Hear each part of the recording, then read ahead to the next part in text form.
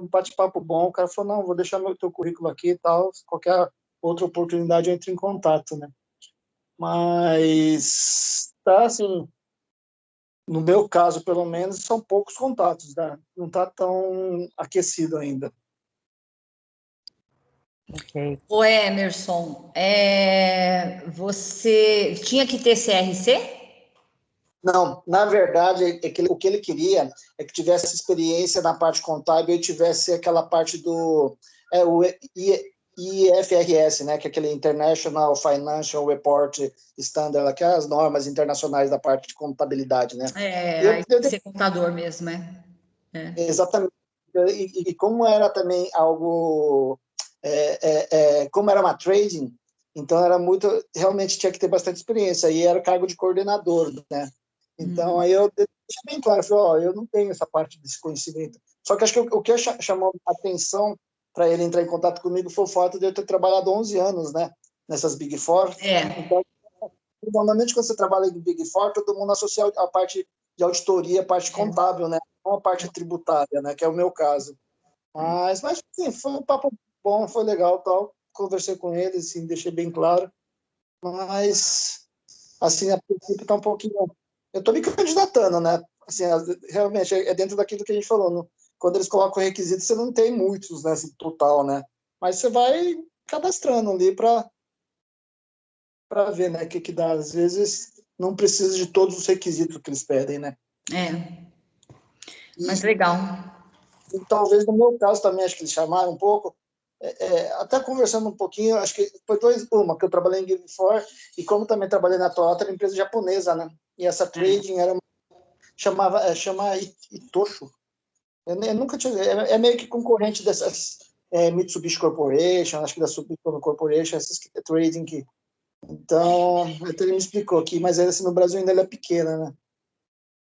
Então, mas ela ainda não descartou, né? Tipo, não liberou, né? Porque às vezes faz essa triagem e aí ocorre uma dificuldade de identificar um profissional com tantas exigências, né? Como ele não pede o CRC, porque na verdade não necessariamente precisa ser um contador, né? Poderia ser um advogado, tendo domínio na legislação, né? Mas pode ser que eles voltem em contato, então fique atento, né? Sim. Isso daí, inclusive, foi uma das vagas. Foi até a Amanda, no dia que ela entrou, ela mandou várias opções, né? Amanda, ela mandou lá vários e-mails, várias opções. E eu peguei, ela mandou acho que na sexta-feira. Só que eu não sei se é uma tática, mas eu falo, normalmente você manda na sexta.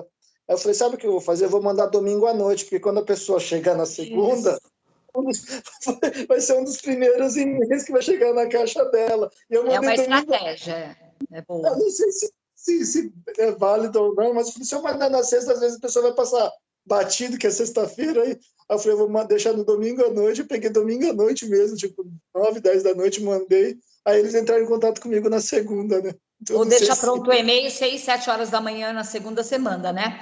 Ô Emerson, se você quiser que te apresente para as Big Four, você dá um toque, depois você me chama no particular, tá bom? Tá bom. Inclusive, nas Big Four, eu até entrei em contato com o pessoal que eu também já trabalhei, né? Então, eu já meio que deixei meu currículo, que tem um pessoal ainda que eu já trabalhei na época. Na verdade, eu acabei, aí já, nessas da Big Four, eu liguei, né? Mais para os meus contatos, né? Então, eu pedi para eles entregarem já para algumas áreas, né? Mas eu sei que até nesse segmento está um pouquinho difícil, viu, Beth? Eu estava vendo, conversando com eles, parece que nem a Price, ano passado, eles, pelo que eu estava lendo, demitiram 500 pessoas. Eles estão fazendo uma limpa, mas vai voltar a contratar, viu? Vai voltar. Obrigada, viu, Emerson, pela participação, tá? A Fabiana vai dar o início aí na reunião. Bom, pessoal, então, uma das questões que a gente mapeou, né, dentro das pesquisas de levantamento de necessidades de vocês, né, eram algumas questões relacionadas a como ser mais competitivo no mercado. E dentro do nosso calendário, né, nós prevemos esse workshop de hoje justamente para que a gente possa trabalhar de uma forma interativa com a questão da comunicação. A comunicação assertiva, né, ela hoje vale ouro no mercado porque a gente tem duas principais razões. A primeira é de que o profissional ele precisa ser claro e objetivo, né, na questão de com um discurso preciso sobre aquilo que ele tem intenção de falar, mas ao mesmo tempo que ele gere, né, dentro do processo da comunicação, uma empatia, um relacionamento positivo com quem ele está conversando, né? Então, cada vez mais, né, a gente sabe que no mundo corporativo o tempo conta muito. Então, cada vez mais as empresas estão impulsionando os funcionários a desenvolverem esse tipo de comunicação. Segundo Arnold Lazarus, né, que ele foi um psicólogo, que foi um dos pioneiros, na verdade, a criar o conceito sobre comunicação assertiva, né? E a definição que ele deu na época perdura até hoje, né, em que ele diz que a comunicação é a capacidade que as pessoas têm de falar e interagir entre si de maneira que considere e respeite a opinião de outras pessoas, ao mesmo tempo que defende as próprias necessidades e limites pessoais. Então, é uma frase tão poderosa, né? Uma definição tão poderosa que vale a pena a gente tomar um minutinho da nossa atenção, porque o que ele quer dizer com isso? Não basta só a gente se posicionar e falar, né? A gente precisa entender que existe uma outra pessoa do outro lado que está captando essa mensagem que a gente está passando, né? E essa mensagem, ela precisa ser clara, né? Para que não haja ruídos na comunicação. Então, faz parte do ser humano, né, focar na atenção daquilo que tem mais interesse, né? Então, quanto mais a gente fala, mais tende, com o passar do tempo, as pessoas se dispersarem. Então, cada vez mais a gente busca enxugar a nossa comunicação de uma maneira que ela traga a consistência necessária para que aquela pessoa que está nos ouvindo, ela possa compreender aquilo que a gente quer dizer. E nesse processo, né, de troca, existe não só a comunicação verbal, mas existem outras formas de comunicação, como a comunicação escrita, a comunicação não verbal, que é através dos nossos gestos, das nossas posturas, da nossa fisionomia. Então, tudo isso, né, são elementos, né, que precisam ser levados em consideração durante o processo seletivo. Todo selecionador, né, ele não te conhece, então, quando ele te convida para uma entrevista, é porque ele tem interesse em conhecer mais sobre você. Não só da sua trajetória, que está descrita no currículo, mas também a sua forma de se comunicar diante do relato da tua experiência, né? E aí a gente entra num ponto importante, que são alguns comportamentos que são essenciais, que precisam ser levados em consideração, não só no processo seletivo, durante as entrevistas, mas também na relação com outras pessoas, seja dentro ou fora do trabalho, seja nas relações pessoais. E aqui a gente passa 7 dicas para vocês, que a primeira coisa é muito importante que na comunicação assertiva, então no caso a gente vai focar no dia de hoje sobre a comunicação verbal, se expresse com um positivismo, né, com positividade, com otimismo, porque isso faz toda a diferença. Por mais que você tenha vivido momentos difíceis na sua carreira, por mais que muitas vezes o processo de saída da empresa tenha sido difícil para você, é importante que, em cima disso, você traga uma comunicação aonde quem está te ouvindo possa identificar em você brilho nos olhos.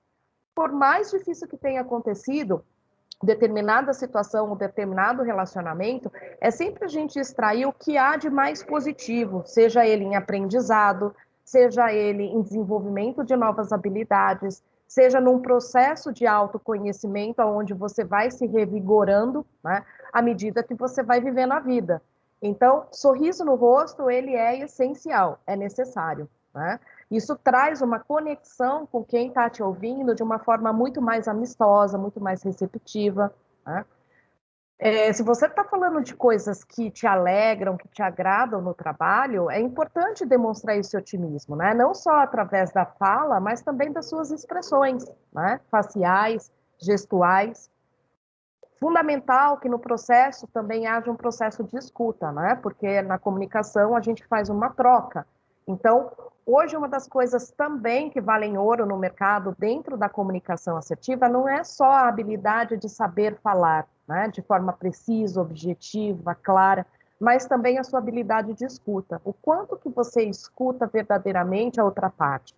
O quanto que você, de forma empática, ou seja, se coloca no lugar da outra pessoa, para que essa pessoa possa se fazer ser ouvida, né?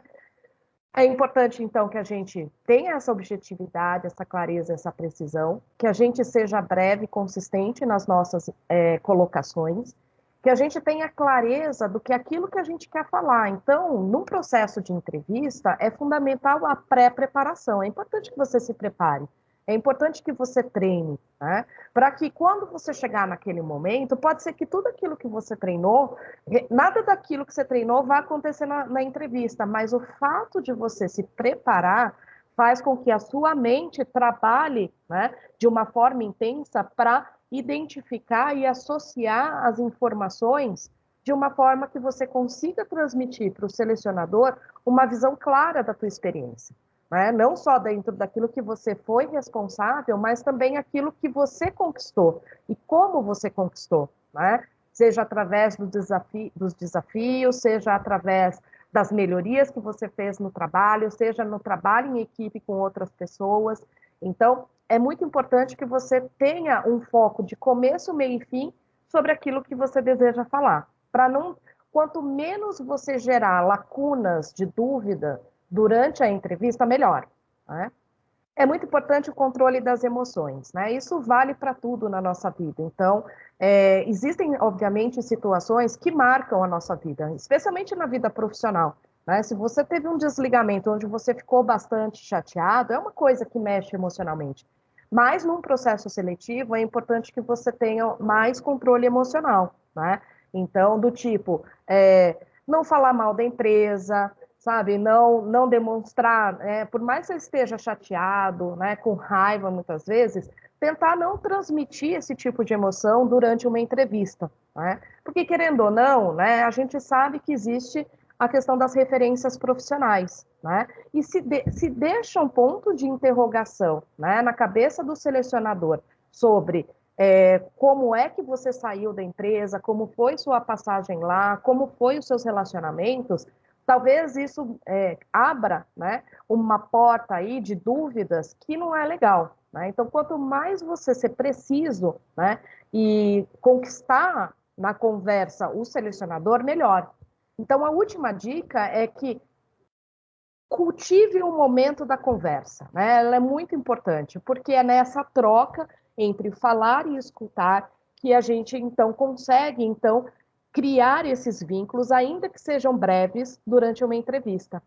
A comunicação, ela precisa ser sempre respeitosa, ela precisa ser honesta, ela tem que ser positiva, ela tem que ser ética, e é importante que a gente se coloque numa posição também humilde. Por mais que você tenha muito conhecimento, por mais que você saiba muito bem, né, sobre as suas atribuições, sobre o seu potencial, é importante a pitada da humildade, né? Porque ela também faz com que as pessoas se aproximem mais, diminuam as barreiras de relacionamento. Beth, eu não sei se você gostaria de comentar alguma coisa sobre esse slide. Eu quero sim. Boa tarde, pessoal. A Saori acabou de entrar, né? Estão me ouvindo? Sim. Entrei sim, Beth. Boa tarde para todos. Boa tarde. Então, a Fabiana comentou, né, como mostrar otimismo, né? O otimismo, ele vem, né? A gente chegou a comentar alguma coisa nesse sentido, né? Nas apresentações anteriores. Ele vem da clareza, né? Que você tem sobre a sua carreira, sobre os seus resultados. Então, se você tem a clareza daquilo que você fez, né? E dos resultados que você atingiu na tua carreira, que você tem a conexão com o cargo que você está concorrendo à vaga, então, logicamente, isso vai trazer aí um otimismo, né? E sempre puxar para... Só um minutinho, eu estou em reunião, Jerez. Desculpa, gente, aqui a cachorrada na rua é demais. Então, como é que você traz esse otimismo, né? Você tem que trazer algo que você teve uma satisfação muito grande, né, de ter realizado na empresa, né? Então, se você contar alguma coisa que você tenha muito orgulho, né, muita satisfação, puxa, isso aí marcou minha carreira, então tenta trazer isso para a entrevista.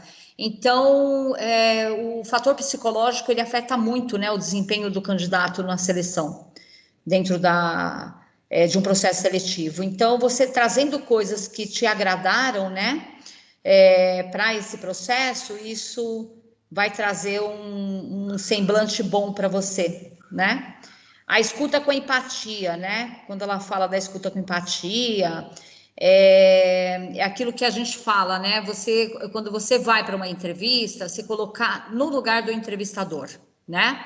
Ele vai fazer perguntas, porque ele avaliou o currículo, você foi chamado para a entrevista, então parte do princípio que ele gostou da tua carreira e de toda a sua do seu desenvolvimento, né? Então, quando ele prepara alguma pergunta para fazer, ele está tentando identificar o seu comportamento diante de alguma situação existente na empresa da qual você está concorrendo à vaga, né? Então, logicamente, ele vai fazer uma pergunta pertinente à tua carreira, tá? Mas ele está avaliando o comportamento. Então, essa empatia é importante, se colocar no lugar do entrevistador, tentar entender, né, a pergunta que ele está fazendo, o que ele quer descobrir com isso. Isso funciona muito nas seleções, né? E a lacuna de dúvidas, né? A lacuna de dúvidas, aonde vem essa lacuna? Vem quando falta alguma informação no teu currículo, né? Se falta alguma informação no teu currículo, são informações assim que atrapalham o entrevistador, né? Dados pessoais ou algum aspecto de algo que você comentou na entrevista e isso faltou no currículo. Então, isso pode provocar aí um deslize na entrevista e colocar a perder o processo, né? Tá bom? É isso, Fabiana. Beleza, Bé. Seguindo, né, pessoal? Dá para passar para o próximo slide? Aí, beleza, Bé.